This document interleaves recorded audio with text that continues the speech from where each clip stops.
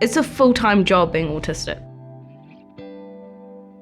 Every day walking outside knowing you have to be neurotypical, that you have to speak a certain way, you can't stutter, you've got to speak in their languages. Everyone has different languages. To scientists, to artists, they all speak in their own languages even though it's all English.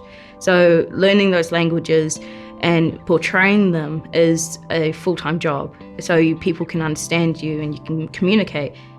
They say with girls with autism, they don't get diagnosed until later because they're more silent. And so I didn't speak my mind to my family or to teachers, so I was silent. So there wasn't much that you can see behaviourally that was different.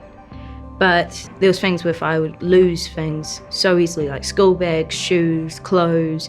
I pretty much would never come home with the things I would have, and I'd never pass a test, so that was a behavioural issue because they thought I was just being lazy. Pretty much from as soon as I started school, I realised I was different, and that's when all the doctor's appointments and all the different testings happened to find out why I was different.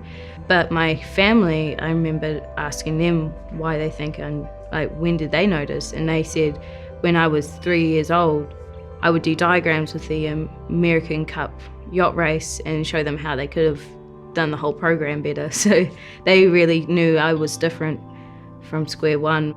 I make sure that I'm aware of triggers, but triggers is a hard one because finding your triggers is impossible. It's kind of just knowing when my body starts shaking, when my speech starts going, that is a trigger.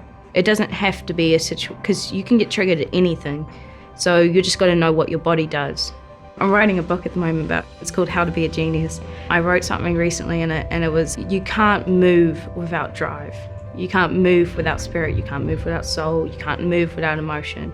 And that's what I use to be able to sit here right now, having that drive in the back of my mind that I know that one day people will be able to learn this and get to where they want as well.